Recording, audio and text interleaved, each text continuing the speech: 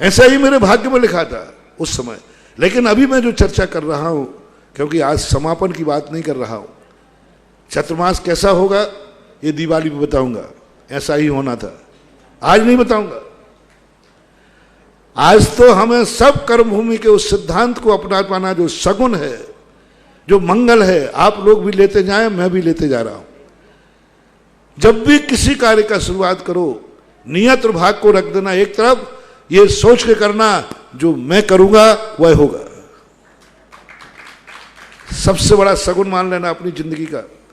कार्य प्रारंभ करते समय तुम्हारे मन में बस ये भाव आ जाए, जो मैं करूंगा वह होगा।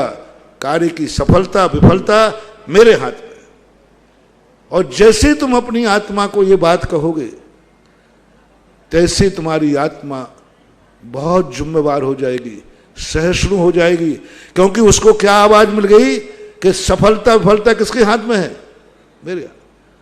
और तुम्हारे मन में तुमने कह दिया भगवान के हाथ में, तो आत्मा कहती है अपन सो, अपन को तो श्रेय मिलना नहीं, श्रेय तो इसने भगवान को दे दिया। आत्मा को जागृत करना है, आत्मा का विल पावर बढ़ाना है। लोग कहते विल पावर कैसे बढ़ाऊं, विल पावर कैसे बढ़े, कैसे निर्णय करूं कि मेरे कार्य में मैं डर लगता है। महाराज हम लोगों को कोई भी कार्य करता हूं डर लगता है, लगेगा डर। आप एक बार आवाज उठा लीजिए कि नहीं, मैं जो करूंगा वह होगा।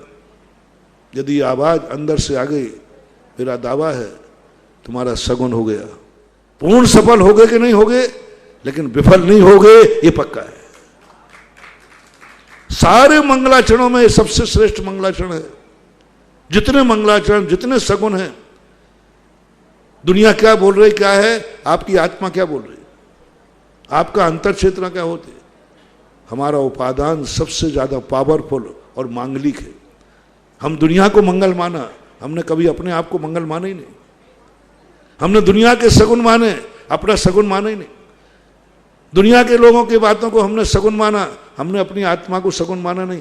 एक बार अपने उपादान को सगुन मान के देखो, एक बार अपनी आत्मा का मंगलाचरण करके देखो, एक बार अपनी आत्मा की निकली हुई आवाज को आप यथार्थ सत्य मान लें।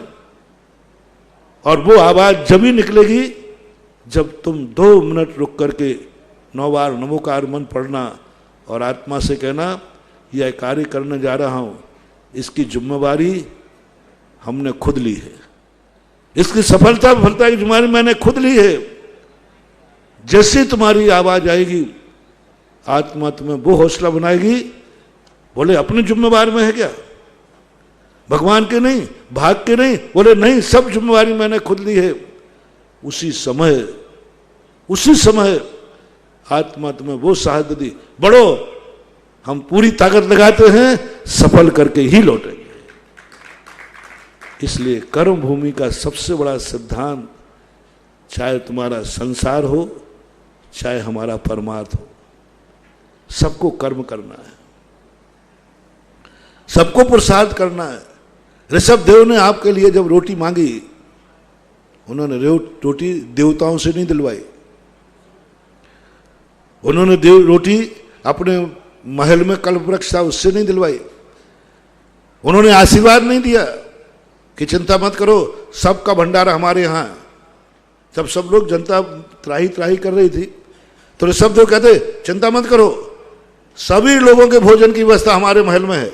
और ऋषभ देव यदि सबका भंडारा करते तो उनके यहाँ इतना धन था कि नहीं? अरे था। अरे ऋषभ देव की कोई कमी थी क्या? वैसे देवता रत्न बरसा रहे थे, और उनके घर में तो कल्पवृक्ष था उसके पहले, और कल्पवृक्ष के साथ देवता थे, पूरा भंडारा कर सकते थे। लेकिन ऋषभ देव ने भंडारा नहीं किया। सबको रहने की व्यवस्था दे सकते थे, सौधर्म से कहते हमारे सब प्रजा वाले हैं, सबको मकान बनवा दो, मुख्यमंत्री राहत कोष से, तीर्थंकर राहत कोष से बन जाते, पक्का बन जाते, कोई नहीं रोक सकता था। लेकिन उन्हें सब नहीं किया। यदि वो करते तो शायद बहुत अनर्थ हो जाता। प्रभु से कभी गलती नहीं होती। समर्थ होकर के भी उन्होंने भाग्य और नियत पर नहीं छोड़ा। समर्थ होकर के भी उन्होंने किसी से ये नहीं कहा अब सबकी किस्मत में जो जो लिखा होगा अपनी अपनी किस्मत से जियो मरो। उन्होंने स्वयं कहा चलो मेरे साथ पुरुषार्थ करो, कर्म करो, 60 कर्मों की व्यवस्था बताई। और उनसे कहा अब इतना जितना तुम कमा लोगे उतना खाओगे, भाग माग कोई चीज नहीं है, जितना कमा लोगे उतना खाओगे। जब व्यक्ति के अंदर नियति कहती है भाग्य भरोसे खाने वालों को मोक्ष के दरवाजे बंद हैं, मोक्ष मार्ग के दरवाजे बंद, स्वर्गों से मोक्ष के दरवाजे बंद कर दिए गए, क्यों? वो भाग्य भरोसे जीते। 12 योजन है वहां से सिद्ध लोग, सर्वार सिद्धि से सिद्धालय, वहीं की वहीं मोक्ष जा सकते। उन्होंने कही ये व्यक्ति मोक्ष में नहीं आएगा क्योंकि ये भाग्य भरोसे खाता है, बासी रोटी खाता है। और बासी रोटी खाने वालों को कभी भी धर्म के दरवाजे नहीं खुल सकते। राजस्थान वाले बहुत सारे लोग बासी रोटी खाते हैं, हमारे आने के पहले तो बहुत खाते थे, मैंने आमा का उदाहरण दिया था ना, सब खाते थे। और बाद में पता किया कि बिजोलिया भी इससे अछूती नहीं थी। शाम को रोटी बनना, ठंडी रोटी का मजा ही अलग होता था। बता दें ठंडी रोटी में कंपटीशन होता था, कल कौन खाएगा, परसों कौन खाएगा, क्योंकि इतनी ज्यादा बनाई नहीं जा सकती। और ये बासी रोटी खाना अपनी जिंदगी का बहुत बड़ा अपशगुन करना है। जैन वृत्ति कभी बासी रोटी नहीं खाता। बासी रोटी खाने वालों को मोक्ष का दरवाजा नहीं हो सकता। बासी रोटी खाने वाला कभी धर्मात्मा नहीं हो सकता। बासी रोटी खाने वाला कभी त्यागी वृत्ति तो बन ही नहीं सकता, उसके धर्म के परिणाम होंगे ही नहीं। हमारी इस कथन में बासी रोटी है भाग्य। देवता बासी रोटी खाते हैं, स्वयं की कमाई नहीं खाते, पूर्व भाव में जो कमाई है उसको खाते हैं। उनका दरवाजा बंद कर दो, इनको मोक्ष का। भोग भूमि वाले जीव मनुष्य, उनका इनको दरवाजा बंद कर लो, ये बासी रोटी खाते हैं। पूरे भोग भूमिया जीव भाग्य का खाते हैं, भाग्य में खाते हैं, कुछ पुरुषार्थ करते ही नहीं, दरवाजे बंद कर दो। 18 कोड़ा कोड़ी सागर वर्ष तक भरत क्षेत्र ऐरावत क्षेत्र से एक भी मोक्ष में नहीं गया, तो भी कंसेशन नहीं दिया गया, तो भी प्रकृति ने ये नहीं सोचा कि यदि ऐसा बंद करेंगे तो होगा क्या, पर मोक्ष कोई आएगा नहीं। बोले मोक्ष बंद किया जा सकता है, लेकिन भाग्य की खाने वालों को मोक्ष में आने नहीं दिया। 18 कोड़ा कोड़ी सागर वर्ष क्या कहलाते, यहां से मोक्ष नहीं हुआ, मात्र एक कमी के कारण से कि जितने जीव यहां थे वे सब भाग्य का खाते थे। प्रकृति ने जब ऋषभ देव ने जब अधिज्ञान से सोचा मोक्ष का दरवाजा खोलना है, मोक्ष का दरवाजा खुलेगा, मोक्ष के दरवाजे में सोर्स नहीं लगता। यहां तो लग जाता है, मेरे पास भी लग जाता है, मरात आ जाता है, 2-4 बार गड़गड़ाओगे मुझे भी दया। लेकिन मोक्ष एक दरवाजा ऐसा है जहां कोई सोर्स नहीं लगा, कैसा भी सोर्स था लगा नहीं। उन्होंने कह दिया नहीं, कोई सोर्स नहीं होगा। तब तीर्थंकर ने कहा मेरा सोर्स भी नहीं चलेगा, और यदि मैंने सोर्स लगाया तो कहूँ मुझे ही दरवाजा बंद नहीं हो जाए।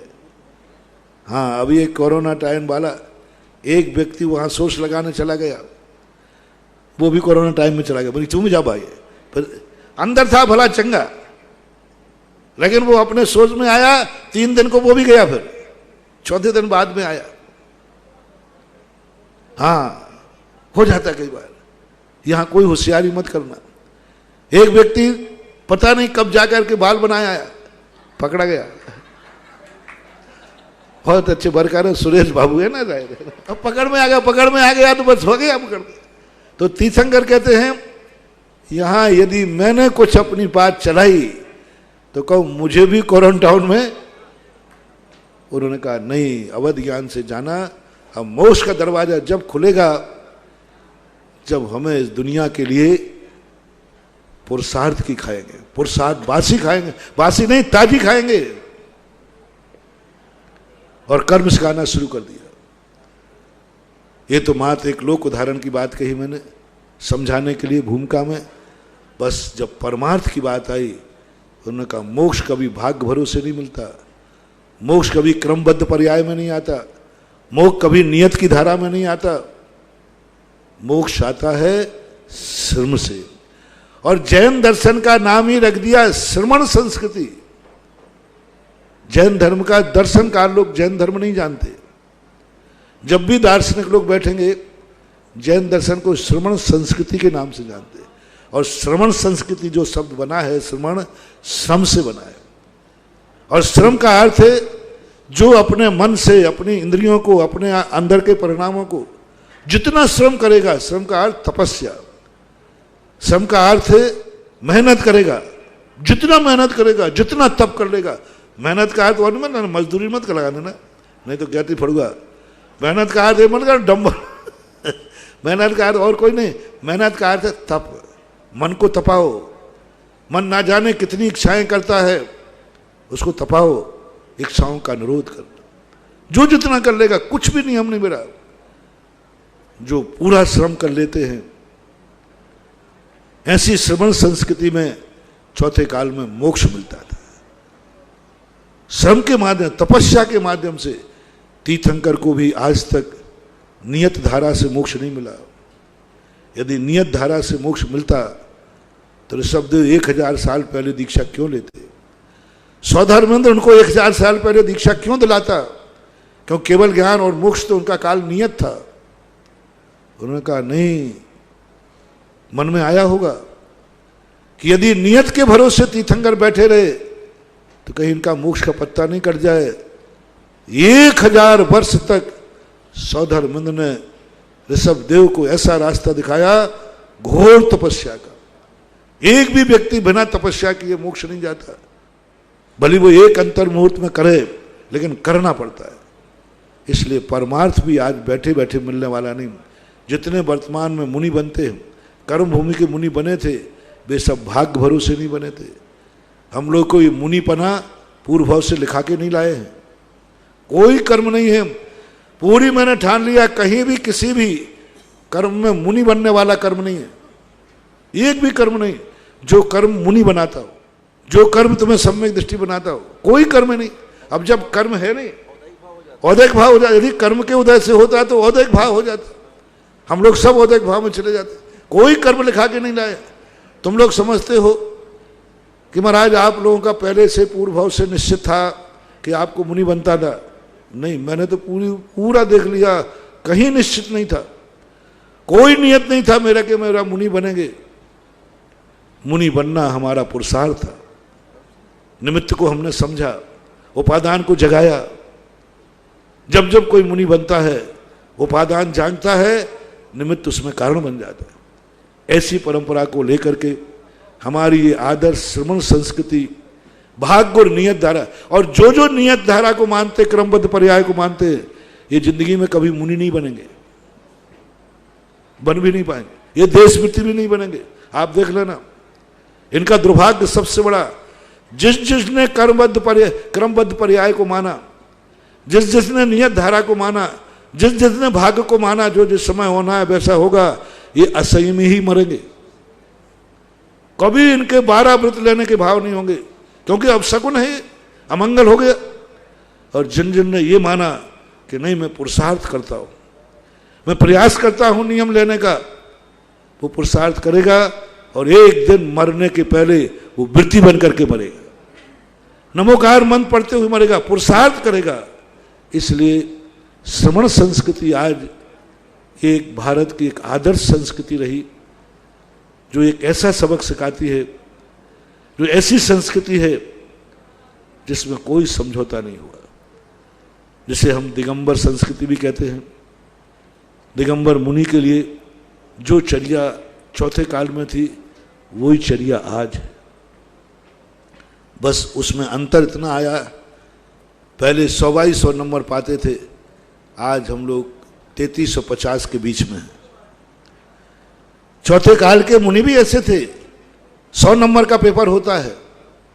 इस पंचम काल में सब जितने मुनिराज हैं 3350 के बीच में नंबर पा पाएंगे। इससे ज़्यादा किसी आचार्य को, किसी मुनि को नंबर नहीं मिलने वाला। क्यों? क्योंकि मेरिट लिस्ट इसलिए नहीं आएगी कि उपसम श्रेणी नहीं मिलती, और पूर्ण नंबर इसलिए नहीं मिलेंगे क्योंकि छपक श्रेणी किसी को नहीं मिलती। छपक श्रेणी और उपसम श्रेणी ये दो ऐसे निर्णायक हैं जो हमारे लिए बताते हैं कि हम सेकंड डिवीजन वाले ही सब लोग, 33 थर्ड या सेकंड, 50 के अंदर अंदर ही है मान। तो ऐसी स्थिति में, लेकिन है मूल गुण वही है, कोई अंतर नहीं आया। सारे दुनिया के संप्रदायों में कंप्रोमाइज हो गया, सारे दुनिया के भगवानों ने कंप्रोमाइज कर लिया। हर संप्रदाय हमेशा से रहे। 363 मतों की स्थापना चौथे काल में हो चुकी थी, और जिस शक्ति के साथ स्थापित हुए थे वे सब शिथिल हो चुके। चौथे काल में ऐसा एक भी संप्रदाय विश्व के अंदर नहीं है जो जिस रूप में स्थापित हुआ था आज भी उसी रूप में हो। सब देख लेना, मूल स्थापन के सिद्धांत पढ़ना, और वर्तमान में सब में शिथिलता आई और सब ने उन सिद्धांतों को शिथिल करते गए।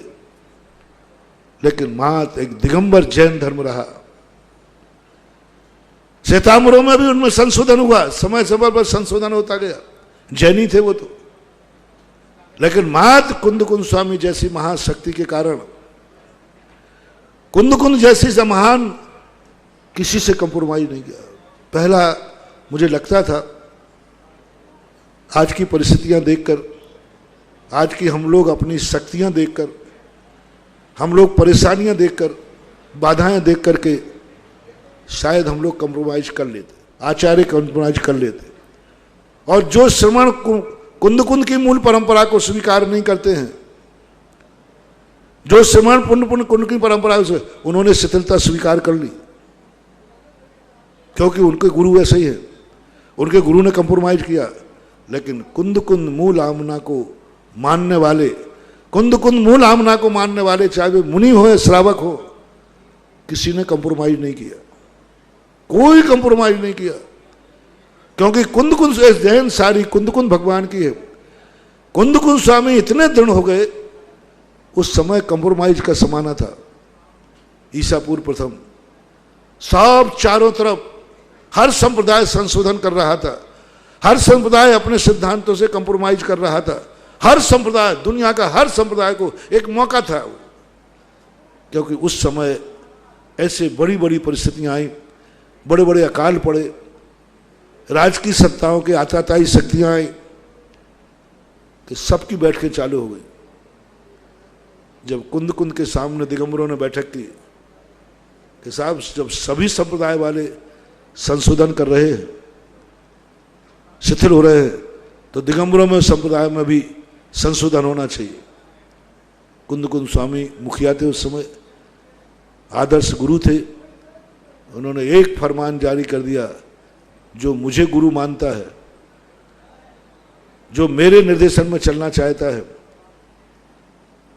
जो मेरे उपदेशों को मानना चाहता है, मैं फरमान जारी करता हूं, मेरी मूल परंपरा में भगवान महावीर के वही सिद्धांत चलेंगे जो भगवान महावीर स्वामी के समय थे। क्या शक्ति के साथ उपदेश दिया! क्या बालोवा बुढ़ोवा पुनः गिलानोवा, ये क्या कहलाता है? तुम बालक हो जाओ, तुम बीमार हो जाओ, तुम बूढ़े हो जाओ, मूल छेदो न हवदी, मूल में कोई समझौता नहीं किया जाएगा। तुम मुनि पद छोड़ते हो, छोड़ दो। सबने कहा।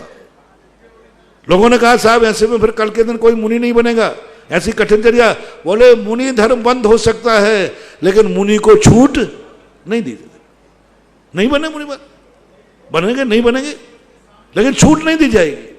भाई वृद्ध अवस्था में छूट दे दो, बीमारी में छूट दे दो, आपद कुछ नहीं, मूल छेदो न हवदी। मूल वही परंपरा कायम रहेगी जो महावीर के समय थी। इस दुनिया में मात्र भगवान कुंद स्वामी ऐसे हैं जिन्होंने महावीर की रक्षा की, महावीर के सिद्धांतों की रक्षा की। और यदि वो इतने जोर से नहीं बोलते तो आज हम सब मुनि महाराज शिथिल हो गए होते, पक्का था। मात्र कुंद स्वामी से मैंने देखा, बाद के जितने आचार शास्त्र लिखे गए उनमें वो दावा कुंद का हवाला देके किया गया। सबसे पहले कुंद स्वामी हैं जिन्होंने इतनी शक्ति बरती, उनकी कठोरता लोगों को बहुत बुरी लगी। ये तो तानाशाही है, ये तो हठयोग है, हमेशा काल के अनुसार परिवर्तन होना चाहिए। कुंद स्वामी का इतना विरोध हुआ, इतना विरोध हुआ कि उनके साहित्य को इस दुनिया ने 1000 साल तक गायब कर दिया। लोग विरोध में चले गए। लोगों ने सम्मेलन किया, उन्होंने जब लिखा, बोले साहित्य को गायब कर दो, ये साहित्य नहीं रहना चाहिए, क्योंकि इसमें कोई गुंजाइश ही नहीं दे रहे। क्योंकि उस समय हमारा जैन धर्म दो भागों में बट रहा था और हर व्यक्ति शीतलता की तरफ समर्थन कर रहा था। लेकिन सत्य तुरोहित हो सकता है, नष्ट नहीं हो सकता। सत्य उपेक्षित हो सकता है, नाश नहीं हो सकता। सत्य को कोई व्यक्ति थोड़ी देर के लिए धक्का दे सकता है, लेकिन उसका विनाश कभी नहीं हुआ। और कुंद कुंद का सत्य पुनः 9वीं शताब्दी में जीवित हुआ, 10वीं शताब्दी में जीवित हुआ। लोगों ने खोजा, वो छुपा हुआ, वो गौण किया हुआ, वो स्वाध्याय की गद्दी से हटाया हुआ ग्रंथ मिला। और 9वीं 10वीं शताब्दी में जो फिर वो आवाज उठी उस शास्त्रों की, वो आज तक आवाज चल रही है। और वही आवाज आज चलती है कि कुंद कुंद स्वामी की परंपरा को जो मानने वाले हैं वे आज भी अपनी चर्या में कोई समझौता नहीं करते। आज भी वही चर्या, कितनी कठिनाई हो, कितनी परेशानी हो, संगठन तो सबके पास है।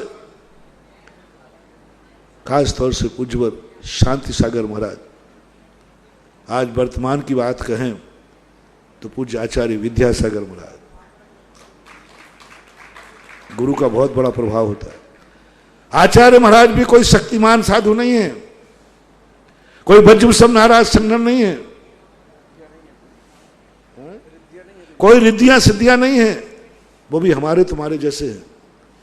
मात्र एक स्वाभिमान, हम मरे तो मर जाएंगे, लेकिन कुंद कुंद की भावना को जीवित रखें। जब कुंद कुंद स्वामी कह रहा है बालो वा पुड्डो वा पुनो ज्ञानो वा, आचार्य श्री हम लोगों को ये गाथा बहुत सुनाया करते थे पहले। देखो क्या कह रहे हैं कुंद कुंद भगवान। क्या वो कठोर हैं? क्या वो निर्दयी हैं? इतने कठोर हैं कि तू मरे तो मर जा, बीमार है तो बीमार होकर मर जा, क्या बात हो गई? ओहो, अहिंसा का पुजारी, करुणावान पुजारी, जो एक चींटी पर दया करे, वो अपने भक्त से, अपने शिष्य से क्या कह रहा है? साहब यदि छूट नहीं दी गई तो मर जाऊंगा, तो बोले मर जा। अहिंसक व्यक्ति ये शब्द बोलना कैसा बुरा लगा? और तुम मानते हो महाराज तो बड़े दयालु हैं, घास पे भी पैर नहीं रखे हैं, चींटी पे नहीं। और शिष्य गया कि ऐसे दयालु हैं तो कुछ तो छूट देंगे। उसे कहते भगवान मैं मर जाऊंगा, बोले मर जा। मर जा शब्द का प्रयोग किया। मृत्वा अपि कृत्वा, अमृतचंद सूरी महाराज, मर जा। मरने के दो अर्थ होते।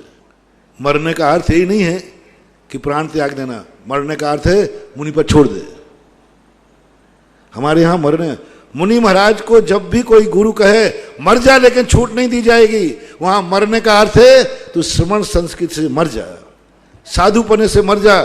कल छोड़ता है तो आज छोड़ दे, लेकिन मूल छेदो ना हवति, मूल में कोई कंसेशन और कमीशन नहीं दिया जाएगा। समंत महाराज को छोड़ना पड़ा, समझौता नहीं किया, बहुत सारे आचार्य। तो यहां पर समझना, आज पूज्य आचार्य विद्यासागर महाराज बहुत शक्ति में कमजोर हैं, लेकिन बहुत बीमार भी हो जाते हैं, बहुत शक्तिहीन भी हो जाते हैं। लेकिन मेरे गुरु महाराज ने किसी भी परिस्थिति में कभी मूल गुणों से समझौता नहीं किया, कभी नहीं किया, कभी नहीं किया। मैंने बहुत अच्छे दिन भी देखे, गुरु देखे, बीमार दिन भी देखे, बड़ी बड़ी बीमारियां देखी, बहुत बड़ी बड़ी बीमारी देखी, लेकिन उन्होंने मूल गुणों से समझौता नहीं, मूल गुणों का समझौता नहीं किया। जहां कुछ हुआ वहां तुरंत उसको प्रायश्चित लिया, दोष माना। हो सकता है, लेकिन दोष मान, यदि अपने द्वारा आया हुआ शिथिलता को दोष मान लेता है तो फिर वो मूल का रक्षक ही है, क्योंकि उसने एक्सेप्ट तो किया कि आज मेरा मूल में ये दोष लग गया, यानी मूल को वो स्वीकार कर रहा है।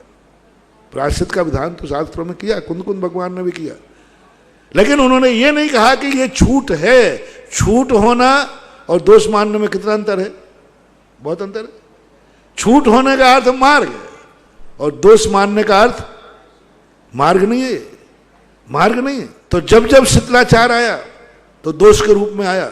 कुंद कुंद की मूल परंपरा में जब भी कोई दोष आएगा वो दोष के रूप में आएगा, छूट के रूप में नहीं आएगा। ये मुझे छूट है। झूठ कहना मिथ्यात्व है, झूठ कहना अधर्म है, झूठ कहना शिथिलाचार है, झूठ कहना भ्रष्ट है।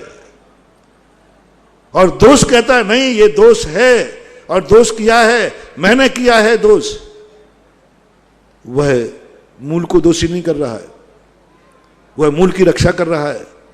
वो प्रायश्चित देकर के शुद्ध हो जाएगा, वो आलोचना करके शुद्ध हो जाएगा, वो प्रतिक्रमण करके शुद्ध हो जाएगा, क्योंकि उसको वो दोष मान रहा है। तो आज आचार्य महाराज उसी गाथा को अपनाते हुए वर्तमान में, और आप देख भी रहे हैं, हम लोगों के पास जो कुछ भी है, यदि हमारा गुरु इतना टाइट नहीं होता तो हम लोग तो वैसे ही बहुत, हमारे गुरु महाराज भी, श्री कुंद कुंद को जब मैं पढ़ता हूं, कुंद कुंद के तो हम भाषा पढ़ते हैं, पुजवर कुंद कुंद के तो हम शास्त्र पढ़ते हैं, थ्योरी पढ़ते हैं, कहा होगा उन्होंने, लेकिन हम आचार्य श्री को तो प्रैक्टिकल देखते हैं। बहुत निर्दयी, मैंने तो आज तक या तो कुंद कुंद स्वामी को इतना निर्दयी, इतना कठोर देखा है, और या मेरे पूज्य आचार्य महाराज को मैंने बहुत, कोई दया नाम की चीज ही नहीं। तुम लोगों पे नहीं, तुम लोग तो बड़े दयालु हैं। जितना जितना पुण्यहीन आएगा, जितना जितना कमजोर आएगा, उतनी उतनी दयालु है। तुम लोगों पे बड़े दयालु है, कुछ नहीं बोलते, कोई त्यागी नहीं कराते तुमसे, पूछते तक नहीं। त्रियंश आ जाए तो और दया, कीड़े मकूड़े आ जाए तो इतने दयालु कि कुछ पूछो ही मत। एक घास का अंकुर भी दिख जाए तो उस पर तो इतनी दया, ओहो सब है। हाँ, उन जीवों के लिए थूकना बंद कर दिया। कोई जीव मर जाता है, उसमें एक मक्खी थूक दिया, थूक में एक मक्खी तड़प रही थी, मक्खी हो जाती ना, तो उस कप में वो तड़प रही थी। ओहो, इस थूक से तो जीव को तकलीफ होती है। उसी दिन से उन्होंने थूकना बंद कर दिया, थूकना बंद कर, थूकते नहीं, क्योंकि जीव मरेंगे नियम से।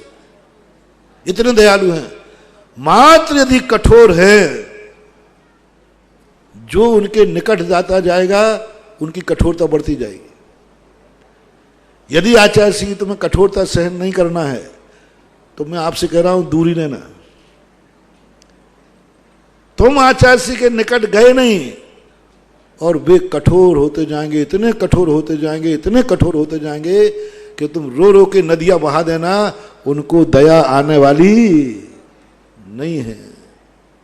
कैसी कैसी परिस्थितियां 350 का संग लेके चलते हैं, बहुत परिस्थितियां आती है, बहुत विपरीत स्थितियां आती है। साधु इतने कठोर बन जाते आचार्य श्री, अपने हाथ से दी हुई पिछी, अपने हाथ से दिया हुआ दीक्षा समाप्त कर देते। अपने हाथ से अपने बेटे को, समय मैंने पहले ही कहा ना कि मर जा, वो कहते तुम मर जा लेकिन मुनि पद छोड़ दे। जिसको मुनि बनाया उसका मुनि पद छीन लेते। हमारे यहां कई साधु, लेकिन आचार्य श्री ने समझौता नहीं किया, पिछी रखवा ली। कई साधु, गिनती नहीं है, 10, 15, 20, 25 साधु बन करके, मुनि बन करके, एलक शुल्लक बन करके चले गए, भेज दिया। आचार्य ने भेजा, वो गिड़गिड़ा रहा है, वो रो रहा है कि महाराज कोई समझौता करके मुझे रख लो, बड़ी मुश्किल में मुनि बना था, थोड़े दिन की बात है, थोड़ा सा समझौता कर लो, बस इतना सा कर लीजिए। आचार्य समझौता तो नहीं होगा, क्योंकि मैं कुंद कुंद मूल आमना का साधु हूं। जब मेरे कुंद कुंद भगवान ने समझौता नहीं किया, मैं क्या समझौता करूंगा। छोड़ दो कुछ, अपने हाथों दीक्षा दे करके, बहुत बड़ी चीज है महानुभाव। हमने बहुत सारे साधुओं को देखा, आचार्यों को, अपने द्वारा दीक्षित साधु कितना भी अनर्थ कर दे, कितना भी पाप कर ले, वे समझौता कर लेते हैं। बहुत आचार्य हैं संसार में, उनके साथियों की आचरण देखो कितने हैं, लेकिन वो समझौता कर लेते। हमारा शिष्य, मैंने दीक्षा दी है, मैं कैसे इसकी पीछे रखवाऊं, मैं इसको कैसे छीनूं, मैं कैसे इसको क्या करूं, वे समझौता कर लेते। अपने शिष्य को शिष्टाचार पसंद कर लेते।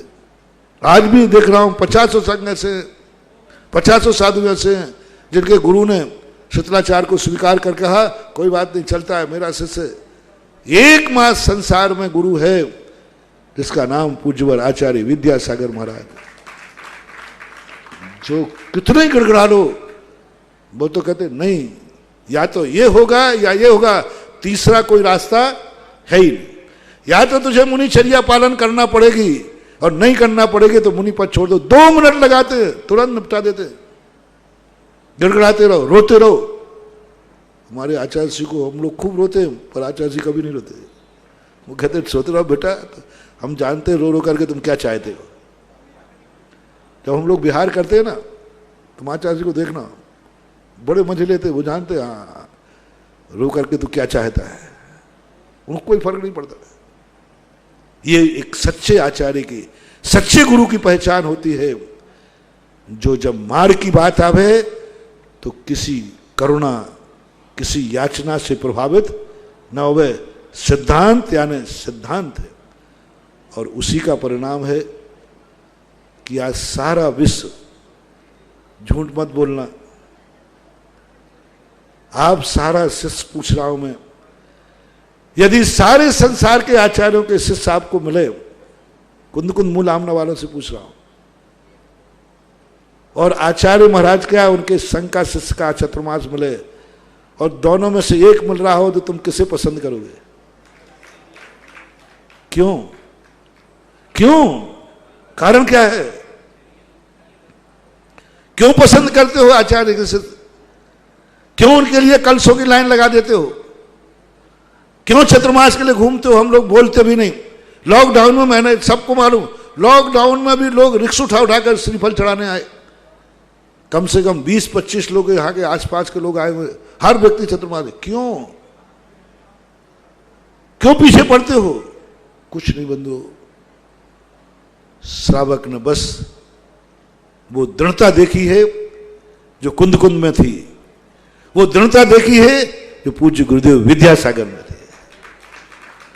लोग आचार्य श्री को मात इसलिए पसंद करते हैं, मैंने अभी किसी दिन कहा था शायद दीक्षा दिवस पर, कि आचार्य श्री कुंद कुंद की पहचान है। कुंद कुंद के नाम से आचार्य श्री नहीं जाने जाते, आचार्य श्री के नाम से कुंद कुंद जाने जाते हैं। आज जब कोई व्यक्ति चला जाता है, जब वो व्यक्ति एक्स हो जाता है, बेटा उसकी पहचान बनता है। पिता तो मर चुके, जा चुके, अब पिता कैसे थे ये कौन बताएगा? बेटा बताएगा, उसका आचरण बताएगा। कुंद कुंद तो 2000 साल पहले चले गए, कुंद कुंद कैसे थे इसकी पहचान क्या है? कुंद कुंद की ध्वजा क्या है?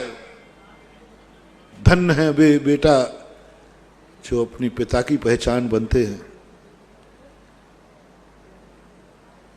पिता की पहचान से तो दुनिया के बेटे जीते हैं, पिता की पहचान से तो दुनिया के बेटे जीते हैं, लेकिन बेटे की पहचान से पिता जीवित है, ये बेटा धन्य है। कुंद कुंद की पहचान से तो दुनिया जानी जाती है, लेकिन जिसके नाम से कुंद कुंद जाने जाएं, ये चर्या किसने पाली थी ऐसी? आज जब भी आचार्य महाराज को कोई देखता है, ऐसी कठोर चर्या कौन ने पाली थी? किसने बताई कठोर चर्या? तुरंत ये कुंद कुंद की चर्या है, तो लोग आचार्य श्री से कहां पहुंच गए? महानुभाव, जिंदगी में बस हम अपना कार्य अपन करते हैं। आप सबको जिंदगी में एक संदेशा है, आप अपने कोई एक ऐसा काम करो, तुम्हारे नाम से तुम्हारे बाप की पहचान हो जाए, तुम्हारे नाम से कोई बाप को दुआ दे देवे, धन्य है वो पिता जिसने ऐसा बेटा पैदा किया। बस ये कहकर के मरना, बस और कुछ नहीं करना। मैं तुम्हें बस तुम्हारे नाम से कार्य तुम करना, और धन्यवाद किसको मिले? बस तुम्हें खुद को नहीं लेना। तुम्हारी क्रिया देख के लोग कहें वाह धन्य है ऐसा पिता जिसने ऐसे बेटे को जन्म दिया। ये है सबसे बड़ी पितृभक्ति, ये है। और सबसे बड़ा पितृदोष ये है जो पिता को, कैसा बेटा जन्म दिया उस पिता ने, कैसा बेटा, ये पितृदोष है सबसे बड़ा। और पितृ सम्मान, उस व्यक्ति को कभी पितृदोष नहीं लग सकता जिस व्यक्ति के किसी कारनामे से धन्यवाद पिता को मिल जाए। इसी प्रकार हर साधु को, हर चेले को एक बात करना है, तुम्हारे आचरण, तुम्हारी क्रियाओं से एक बार गुरु को धन्यवाद दिलवा देना। बस आज आचार्य महाराज को देखकर हर व्यक्ति, ज्ञान सागर को कोई नहीं जानता था, आचार्य जी को लेकर तो धन्यवाद देते हैं ज्ञान सागर महाराज को, कैसे शिष्य तैयार किया। आचरण कौन पाल रहा है? आचार्य महाराज। धन्यवाद किसको मिल रहा है? बस हो गया, गुरु दक्षिणा पूरी। आज आचार्य श्री ज्ञान सागर की पहचान बन गए हैं। आज ज्ञान सागर को कोई नहीं जानता है। और जैसे कहो कौन ज्ञान सागर? आचार्य विद्यासागर महाराज के गुरु। ओहो, कियाराफ में बाप का नाम आना चाहिए, कियाराफ में बेटे का। कियाराफ लिखते ना वो, सीओ कियाराफ, यानी कियाराफ में ज्ञान सागर कियाराफ। बोलो आगे। ज्ञान सागर पूछा, मैं ज्ञान सागर कौन है? मुझे एक किताब मिली थी, तो लोग कहते कियाराफ, आचार्य विद्यासागर गुरु। ओह, कियाराफ में शिष्य बन गया। आज आचार्य महाराज कियाराफ कुंद स्वामी। कौन कुंद स्वामी? कियाराफ विद्यासागर। कैसी चर्या थी कुंद स्वामी की? कियाराफ विद्यासागर। कैसा कथन किया था? क्या ये आचरण होता? कियाराफ हो गया। आज आचार्य पहचान बन गए। अपन सबको आज चतुर्मास स्थापना दिवस पर हम अपने आचार्य महाराज के जो साधर्मी भाई, गुरु भाई हैं, सारे शिष्य आरिका महाराजों को आज, और सारे संसार के साथियों को आदेश तुम्हें देने का अधिकारी हूं नहीं। भावना करता हूं कि हर शिष्य, हर श्रवण संस्कृति का मुनि पिछीधारी अपनी जिंदगी में अपने गुरु की पहचान बने। लोग तुम्हें देखकर गुरु को जान जाएं, तुम्हें देखकर गुरु को धन्यवाद दें। तुम्हें देखकर गुरु को कुछ नहीं चाहिए, बस एक गुरु दक्षिणा चाहिए। जिसको मैंने दीक्षा दी है, बस वो भक्तों से इतना कहलवा देवे, क्या गुरु ने शिष्य तैयार किया है, आनंद आ गया, धन्य हो गया मैं। बस ये संदेशा गुरु के पास पहुंच जाए, शब्दों से नहीं, भावना से पहुंच जाता है, शब्दों से नहीं करना। नहीं तो तुम 2-4 भक्त बनवा करके और पहुंचवाओ। हाँ, कोई ऐसा उपद्रव होते, हाँ ऐसे बड़े शिष्य तो बहुत बदमाश होते, सारे शिष्य ऐसे, कई सभी नहीं, ऐसे बदमाश होते हैं। जहां चतुर्मास करें, जहां रहेंगे, वहां श्राप को से गुरु के बाद प्रशंसा भिजवाएंगे। गुरुवार से कहो महाराज आए हैं, आरिका माता आई है, खूब प्रभावना हो रही है, हमारे समाज धन्य हो गई है, बच्चा बच्चा में धर्म के संस्कार। पढ़ाके भेजते, पढ़ाके भेजते। देखो ऐसा कहना, देखो वो वहां एक घटना घट गई थी ना, उसको याद भी मत लाना, और कहते नहीं ऐसा कुछ नहीं था। हमारे आचार्य सब जानते हैं, शब्दों के द्वारा तुम भेजोगे वो नकली माना जाएगा, तुम पढ़ा लिखे के भेजोगे वो नकली माना जाएगा। अंदर चेतना से बेतार के तार, उनको प्रशंसा भेजो मत, उनके कानों में प्रशंसा आने लग जाए, अपने आप आने लग जाए, और आएगी। कभी आचार्य महाराज ने ज्ञान सागर को संदेशा नहीं भिजवाया, लेकिन सारा जगत कह रहा है कुंद को कोई संदेशा नहीं भिजवाया, सारा जगत उनको कुंद मान रहा है, महावीर मान रहा है। तो हमें कोई संदेशा, गुरु के सामने कभी सफाई फेस मत करना, गुरु के सामने कभी अपना बड़प्पन मत दिखाना। गुरु का बड़प्पन दिखाना नहीं है, गुरु खुद देख लेगा, वो परीक्षक है, वो परीक्षक है।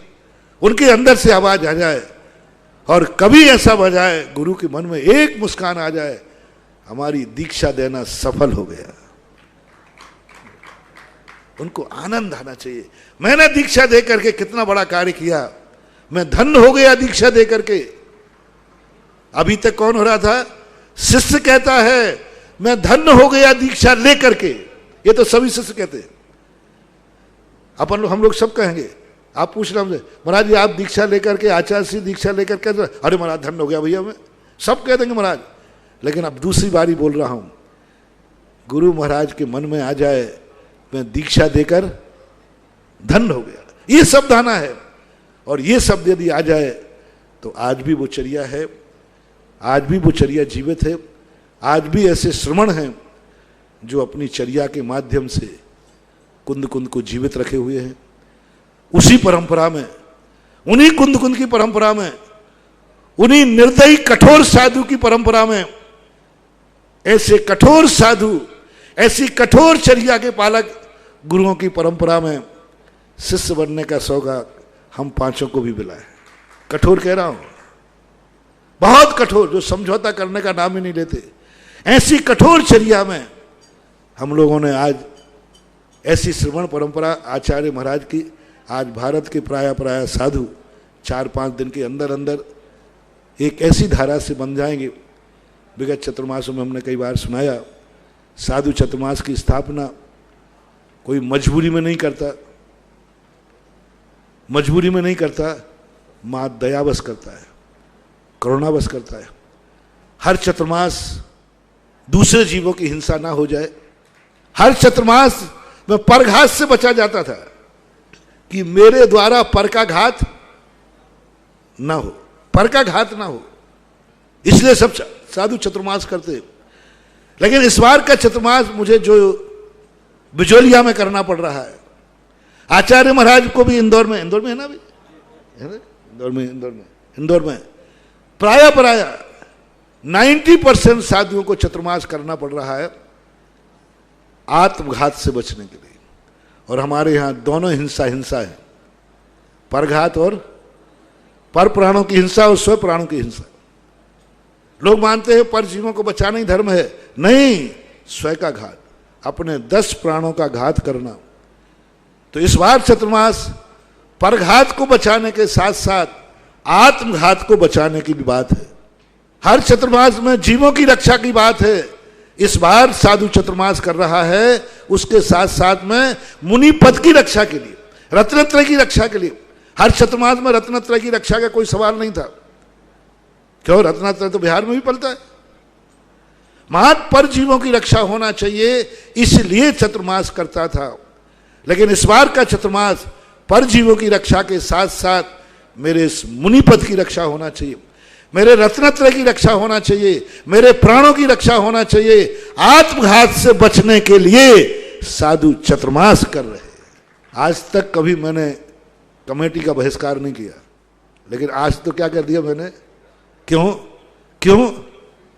कमेटी वाले मेरे लिए सुविधाएं दे सकते हैं कि हमारे द्वारा दूसरे जीवों का घात ना हो, लेकिन कमेटी वाले सुविधा नहीं दे सकते हैं कि मेरे मुनिपद का घात ना हो। इसको देने में समर्थ है मात भक्त। कमेटी मात हमें ऐसी सुविधा दे देगी, दूसरे जीव का घात नहीं होगा। मान लीजिए हमने कहा कि भाई यहां जाना है शौच के लिए, तो वहां खेत में पत्थर डाल देंगे, रेत डाल देंगे। आप महाराज जैसी कहो, आप तो अहिंसा धर्म पालन के लिए। मात कमेटियां हमारे लिए सुविधाएं देंगी जिससे पर जीवों का घात होगा, रुक जाएगा, दूसरे जीवों का विनाश नहीं होगा। लेकिन कमेटी के पास कोई ऐसा साधन नहीं है जो साधु के रत्नत्रय को रोक सके, साधु के मुनि पद से सुरक्षित कर सके, साधु के प्राण बचा सके, साधु के जीवन के नाश होने को बचा सके। साधु को यदि कोई बचा सकता है तो कमेटी नहीं, भक्त। साधु के मुनि पद की रक्षा कर सकता है, कमेटी नहीं, भक्त। साधु के रत्नत्रय की रक्षा कर सकता है, कमेटी नहीं, भक्त। इस चतुर्मास में जो सफलता कर सकता है, कमेटी नहीं, भक्त। इसलिए यह चतुर्मास एक आदर्श चतुर्मास 100 सालों के बाद, मुझे पता नहीं कब हुआ, ऐसा हुआ सैकड़ों सालों के बाद पहला चतुर्मास आया है, जिस समय साधु की रक्षा के लिए तुम्हें कमेटी नहीं बनना है, भक्त बनना है। साध है वास्तविक चतुर्मास, जो आप कहते हो तो हो मुनि का चतुर्मास। पिछले चतुर्मास का पूछ लो, हम पांचों पर कितना खर्चा हुआ है और जनता पर कितना जनता, हम जितने में हम लोग बैठे ये खर्चा मेरे खाते डाल देना, लेकिन शेष इतने बड़े पंडाल में कौन बैठता था? आप लोग बैठते थे, आप लोगों का पंडाल है। मैं तो इतना सा लेता हूं जितना हमारे पास है, कोई खर्चा, सारा वक्त। इस बार का जो कुछ भी है, दुनिया को आहार नहीं कराना है, गुरुओं को आहार कराना है दुनिया के लिए। लेकिन समिति गुरु को चौका नहीं लगा सकती। गुरु को चौका जाएंगे ही नहीं महाराज। गुरु को चौका लगेगा तो कौन का? भक्त का, श्रावक का। तो भोजन व्यवस्थाएं तो बहुत की हैं रे। सारे संसार की समितियों से कहना है, भोजन व्यवस्था वाले चतुर्मास तो बहुत किए हैं, अब गुरु की आहार व्यवस्था करके भक्त बन करके देखो। कोई मेरे सामने अब चातुर्मास में पदाधिकारी बन के मत आना, जिसको आना है भक्त बन करके आना, भक्त बन के आना। चाहे कमंडल उठाने आना, चाहे चौके में आना, चाहे कहीं आना, जहां आओ भक्त बन के आना। पदाधिकारी बन करके मेरे लिए आने की जरूरत नहीं, क्योंकि इस बार पदाधिकारियों का चतुर्मास है ही नहीं। क्यों? मुनि की रक्षा कौन करेगा? श्रावक और भक्त। ऐसा चतुर्मास वास्तविक मुनियों का चतुर्मास और आत्मघात से बचने का चतुर्मास, मुनि पद की रक्षा करना है आज हमें हर साधु को, क्योंकि हमारा जीवन बहुत कीमती है, बहुत कीमती है। मैं मरना नहीं चाहता, मरे वो जिनके जीवन सस्ता हो। मेरा तो एक एक मिनट अनमोल है, एक एक क्षण अनमोल है, एक दिन अनमोल है, एक समय श्वास आती है वो भी अनमोल है, क्योंकि जब भी श्वास आएगी वो अनमोल है, जब भी श्वास जाएगी वो अनमोल है, क्योंकि हर श्वास में भगवान का नाम लिखा है। हर श्वास में जाकर के मेरे रत्नत्रय का पालन करता है। साधु जितनी श्वास लेता है वह जाकर के उसके रत्नत्रय में साधक बनती है, मुनिपद की रक्षा करती है। तो हमारी तो एक श्वास भी अनमोल है, चाहे निकलने वाली हो चाहे जाने वाली हो। हमारा तो एक एक क्षेत्र अनमोल है, एक एक काल समय अनमोल है। ऐसा चतुर्मास की स्थापना को आज हम दैनिक जो रूढ़िगत चतुर्मास है, अहिंसा का चतुर्मास, उसके साथ साथ इस चतुर्मास की क्या विशेषताएं हैं वो मैंने आपको बता दी, और आपको भी मैंने कह दिया। सब लोग इस बार जो जहां साधु हैं भक्त बनने की चेष्टा करो। कुछ नहीं रखा इन पदाधिकारियों को ज्यादा पुण्यबंध नहीं होता, क्योंकि पदाधिकारी मैंने पहले ही कहा असंयमियों की सेवा करते हैं 4 महीने। ये जितने चतुर्मास कराते हैं ना, चतुर्मास में इन पदाधिकारियों को कोई पुण्यबंध नहीं होता, क्योंकि ये सेवा किसकी करते हैं? असंयमियों की। व्यवस्था किसकी करते हैं? असंयमियों की, गृहस्थों की। इसलिए और जब इस चतुर्मास में मौका आया कि इस बार तुम्हें सेवा करना है अपने गुरु की, अपने मुनि की, अपने वृत्ति की, अपने रत्नत्रयधारी की, इसलिए सब विकल्प छोड़ करके श्रावक बनने का प्रयास करो, भक्त बनने का प्रयास करो, और अपना समर्पण दिखाओ कि हम पद के भूखे हैं या भक्त के भूखे हैं, कमेटियों के पदों के भूखे हैं या भक्ति के भूखे हैं। हमें पद नहीं चाहिए, मुझे भक्ति चाहिए, मुझे बारात नहीं चाहिए, दूल्हा चाहिए।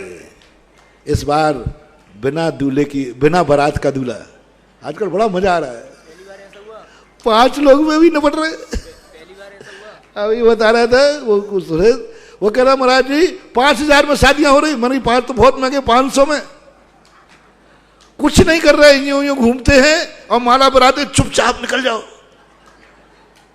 चुपचाप, बिल्कुल मियां बीवी राजीव, बस दोनों जने हैं कि नहीं सुरक्षित। बस ऐसे ही हम लोगों का चतुर्मास इस समय बारात नहीं है, बारात नहीं है, लेकिन दूल्हा अभी 5 कायम है।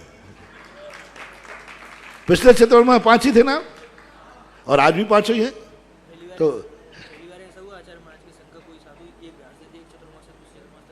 हाँ, और जो इस साल घटित हो रहा है ये भी गिनीज बुक के लायक है।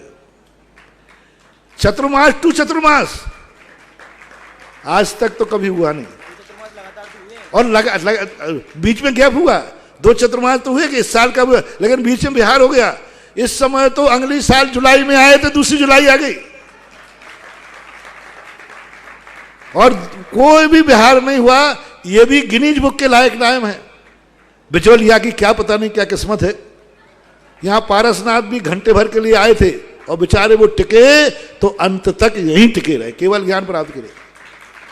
और मैं भी बीच में 3-4 बार भाव आया विकल्प करने का बिहार। एक बार तो बिहार का मन ही बन गया था, लेकिन बस वो कमठ आ गया। भक्तों को तो मैं धोखा दे सकता हूं, भक्ति की तो कोई है, कोरोना और कमठ की राशि है कि भक्त की ताकत तो नहीं थी कि जो मुझे दूसरा चतुर्मास करा रहे थे। मास कोरोना की ताकत जरूर है जो चतुर्मास करा लिया। इसलिए हे बिजौलिया वालों, आप तो हमेशा कमठ का और कोरोना का उपकार मानना।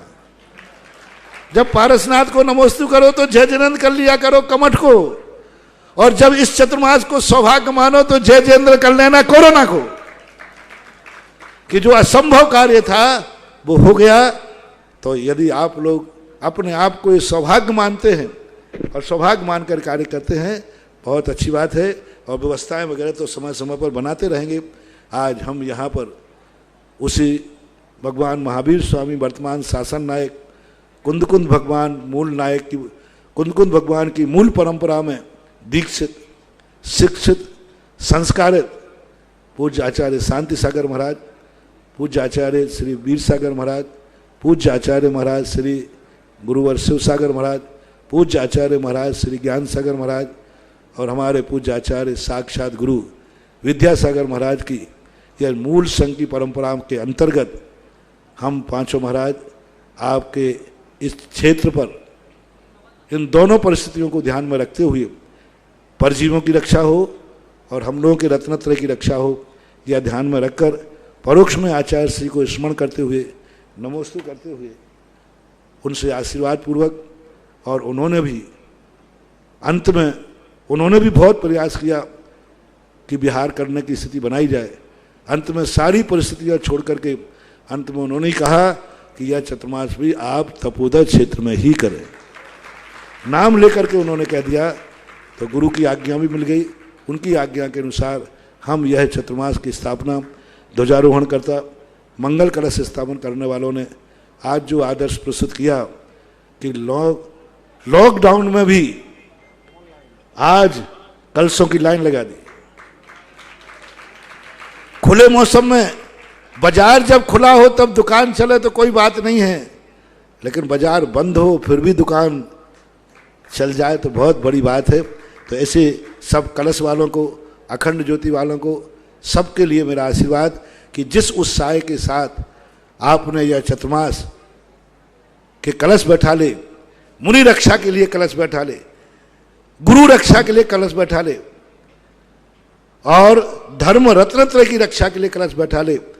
आपके कलश आपकी भावना अनुसार हम साधु संघ के रत्नत्रय की रक्षा करेंगे, और इस चतुर्मास के अंतर्गत हम लोग अपनी साधना कर सकेंगे।